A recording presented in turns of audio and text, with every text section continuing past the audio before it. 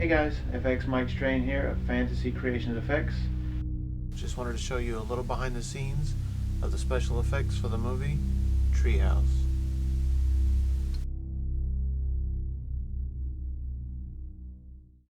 I actually found Michael Bartlett through social media. I'd seen that he was living in the same state I was, Missouri, where we filmed the movie. And I contacted him like I usually do and just said, if you have any projects coming up you need special effects, let us know.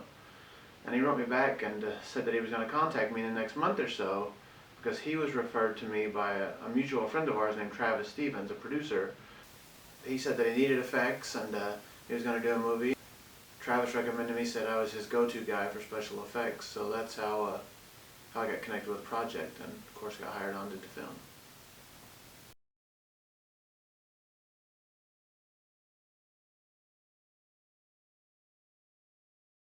See, working with the cast, they were a blast. We had a good time. Dana and J-Mac, the two leads, were hilarious. And we had a good time. Real easy easy going with those guys. And Daniel, the brother, he was a very nice guy. I had to do a head cast of him for, of course, the burnt body character in the film. And as far as the three bad guys, Nick, Vincent, and Daniel, Vincent and Daniel, they're brothers, and they were a hoot on set. Had a good time. Always joking, always fun. Long days, long shoots, but they never complained. No, none of them ever complained.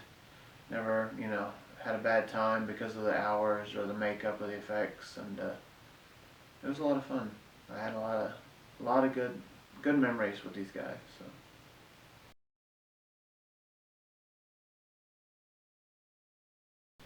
My favorite effect for the film was probably Dana's feet. And by that I mean, in the movie, she was supposed to be barefoot through most of the movie. So what we did was, I cast her feet and basically took the cast and dipped them in latex half dozen times. I actually added a leather pad to the bottom of the feet, and then I dipped them in latex another half dozen times. Then we colored them and designed them to where they look like bare feet, basically. So through the movie, you'll see her running barefooted through all these woods and through the grass and thorns and all that stuff, but she actually has latex shoes on. They protected her feet very well. They kept thorns from going through. We had another actor wear hiking boots who walked through the same field, and he actually had a 3-inch thorn shoot through the side of his boot. And these rubber feet, because the latex is so dense and strong, none of the thorns ever got through and hurt her, so that was a good thing.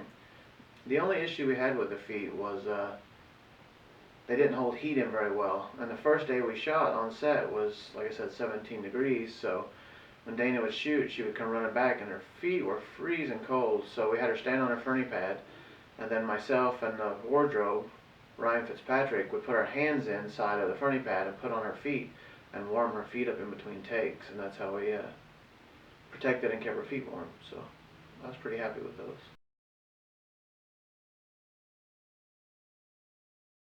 Try to see. Probably the hardest effect was the fog, using the tube of death and keeping the scenes filled with fog well enough to have a good continuity. The biggest problem was, of course, Mother Nature. We would set up and practice and rehearse. Everything would look great.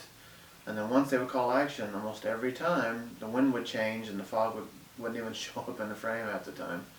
And part of the reason it was the toughest effect, of course, because of the cold.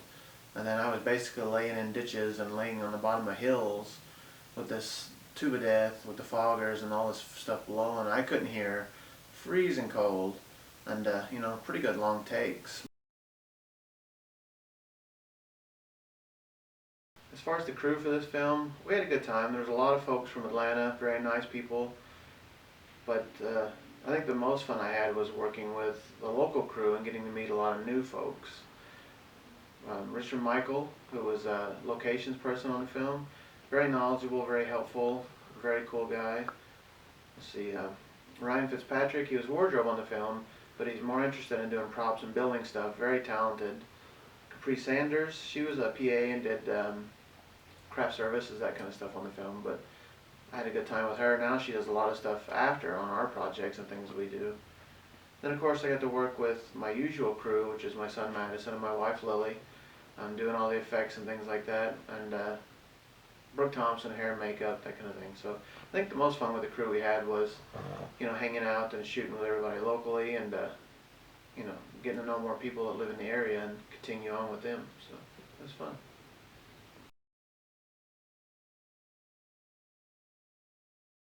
As far as the location for the film, we shot down southern Missouri in the Forsyth, Branson, Missouri area. Very pretty, very rural and remote. It was kind of out of the way. The main thing I liked about it is that, of course, it's in my home state of Missouri, but you know, it was an hour and a half drive back home to my shop, so I could get everything I needed in case we needed more stuff. And we had to on occasion, but I liked it. Very nice people. Everything was, you know, very cool. All the locations used a lot of real people's homes and farms and that kind of stuff to shoot on. Everybody was real thoughtful about it. We did have a couple of hiccups. People thinking that we were shooting some kind of evil satanic film at some, you know, some of these farms on this river because you know, the guy wanted to make sure that we weren't shooting anything bad.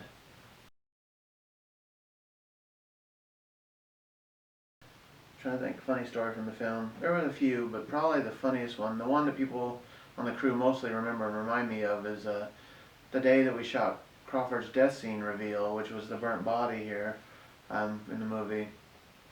And I was just in an SUV. I didn't have a box truck. We got most of the gear loaded, and at the end of the day, it started raining. So to get it back to the hotel and in the room out of the rain quickly, so I didn't get soaking wet, basically we dug up, pulled the cross that he was strapped to off out of the ground, and we basically carried him and laid him on the cross on top of the SUV, and I basically bungeed him down, and I drove back to the hotel as fast as I could. And as I was leaving, all I remember is the crew laughing and pointing and, you know, giggling about this body on top of the car, and people had their cell phones out taking photos of me leaving. But you know, I got some weird looks driving through town, but being an effects artist and hauling stuff around like that, it's not the first time I've had weird looks and people pointing. So, but I got back, no issues, no cops, no nothing. Got him back in the room, fairly dry and safe. So, but that was probably one of the funniest stories that I remember from this show.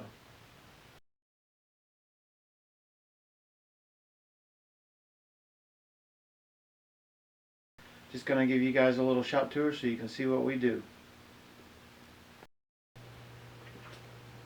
Hey guys, just gonna give you a look inside of our special effects studio here a little bit. Take a look around and see if there's anything else you recognize.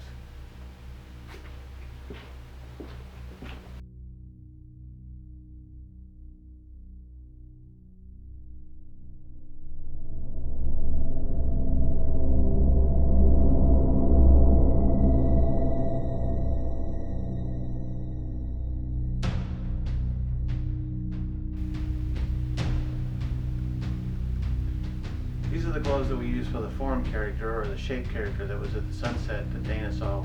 I think it's the first time she saw the creature. They're very high tech. It's just a pair of basically jersey gloves with some cardboard and gaff tape on them. But they work very well in the film.